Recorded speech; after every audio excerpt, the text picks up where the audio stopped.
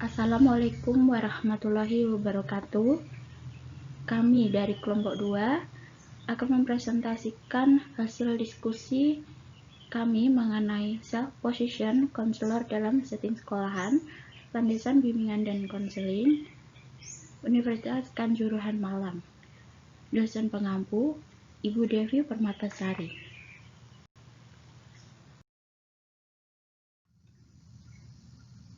Sebelum kita masuk ke materi, izinkan saya memperkenalkan anggota kelompok kami. Karena kata pepatah, tak kenal maka tak sayang. Yang pertama, Purnomo Rizky. Nomor induk mahasiswa 20040101011. Dan kedua, saya sendiri, Rani Tricahyani, nomor induk mahasiswa 2004010101021. 3. Febianti Sifrivika, nomor induk mahasiswa 2004010101030. Keempat, M. Fikri Rahman, nomor induk mahasiswa 2004010101021. Dan terakhir, Putri Kusuma Wardani, nomor induk mahasiswa 2004010101017.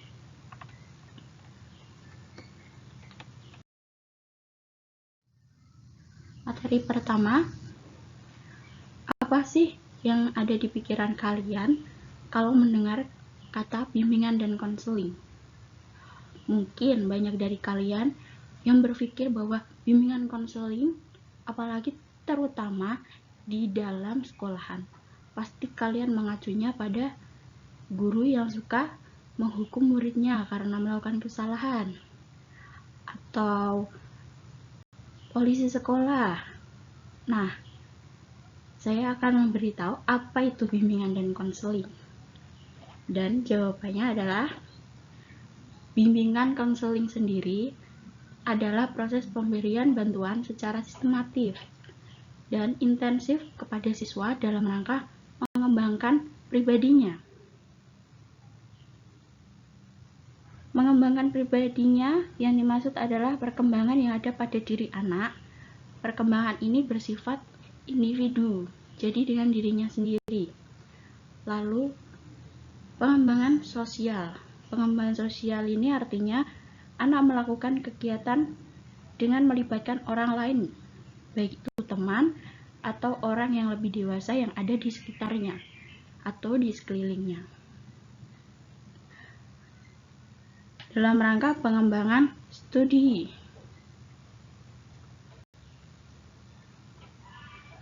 Pengembangan ini memperoleh informasi mengenai progresivitas kemampuan belajar siswa, perkembangan kualitasnya dalam belajarnya, dalam segi belajarnya, lalu pengembangan karirnya untuk masa depannya yang akan dicapai. Yang dilakukan oleh konselor yang telah memiliki keterampilan khusus dalam bidangnya. Dalam kesehariannya, bimbingan konseling dapat membantu siswa untuk memahami dirinya sendiri, serta meneguhkan tujuannya sebagai bentuk ketegasan diri dalam mencapai cita-cita di masa depan.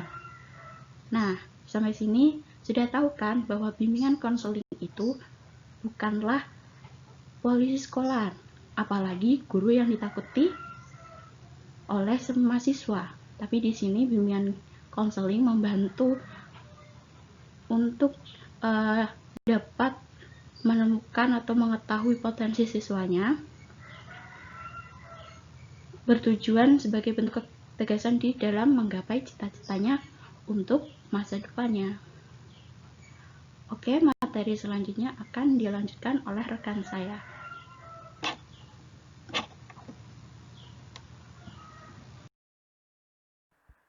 Baik, saya Putri Kusuma Wardani. Di sini akan melanjutkan penjelasan dari rekan saya Rani mengenai konselor. Nah, pasti teman-teman sudah tidak asing lagi bukan dengan kata konselor? Kira-kira menurut kalian apa sih itu konselor? Mungkin sebagian besar dari kalian akan berpikir bahwa konselor itu orang yang menangani kejiwaan seseorang. Atau juga konselor itu orang yang suka mendengarkan cerita orang lain. Nah, baik, saya akan menjelaskan sedikit apa sih itu konselor. Konselor merupakan seseorang yang melaksanakan fungsi atau peran konseling. Dalam dunia pendidikan sendiri, konselor merupakan salah satu profesi yang termasuk ke dalam tenaga kependidikan. Seperti yang tercantum dalam Undang-Undang Republik Indonesia Nomor 20 Tahun 2003, yang berisi tentang sistem pendidikan nasional maupun Undang-Undang Guru dan Dosen. Pasti kalian akan bertanya-tanya, apa sih hubungannya konselor dengan dunia pendidikan?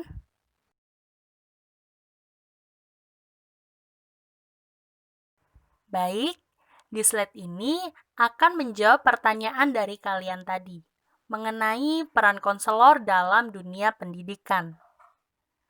Peran konselor dalam dunia pendidikan adalah untuk membantu perkembangan siswa secara optimal dengan cara membantu siswa memahami dirinya sendiri dan lingkungannya, serta meningkatkan kemampuan siswa dalam membuat sebuah keputusan. Dalam lingkup sekolah, konselor sekolah berperan merancang program yang menyeluruh dengan memperkirakan kebutuhan dari para siswa, orang tua, dan guru yang mereka layani. Baik, selanjutnya penjelasan akan disambung oleh rekan saya yaitu Febianti. Baik, saya Febianti di sini akan meneruskan pembahasan dari rekan saya sebelumnya. Dalam buku Consultation Creating School-Based Intervention, Don Dinkmeyer dan John Carlson menjelaskan poin-poin yang harus dimiliki seorang konsultan. Yang pertama adalah harus memiliki sikap empatik agar kita bisa memahami apa yang dirasakan konseli atau siswa. Kedua, harus mampu berhubungan dengan siapa saja, yang mana maksudnya adalah kita harus pandai berkomunikasi yang baik.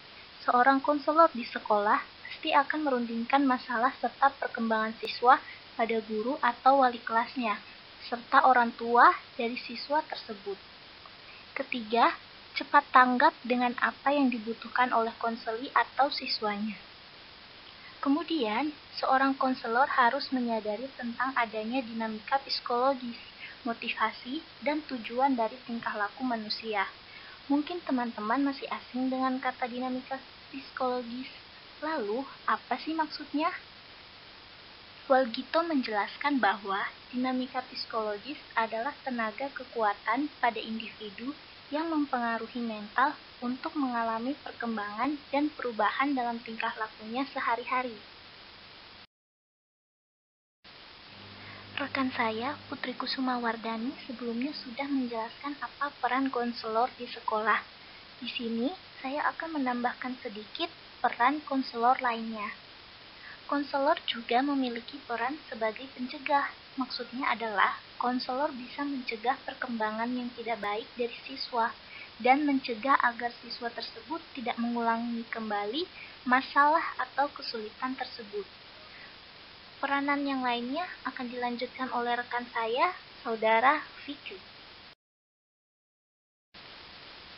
Setelah menjadi agen pencegah, seorang konselor itu juga dituntut untuk dapat memiliki visi peran selaku administrator. Perlu keahlian dalam perencanaan program, penilaian kebutuhan, strategi evaluasi program, penetapan tujuan, pembiayaan, dan pembuatan keputusan. Oleh karena itu, beberapa fungsi konselor yang terkait dengan hal tersebut adalah menjadwalkan kegiatan melakukan testing, penelitian melakukan penilaian kebutuhan, dan sampai dengan menata file data.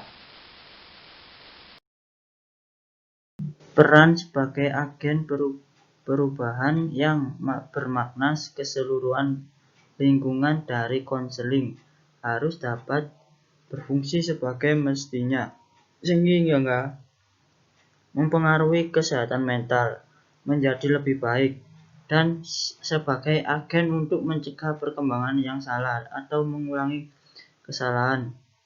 kesulitan atas permasalahan yang dihadapi. Jadi kita untuk memberikan agar konseling kita tidak salah dalam menghadapi masalah kesulitan yang akan datang. Demikian presentasi dari kelompok 2. Jika ada kesalahan, kami dari kelompok 2 mohon maaf sebesar-besarnya. Assalamualaikum warahmatullahi wabarakatuh.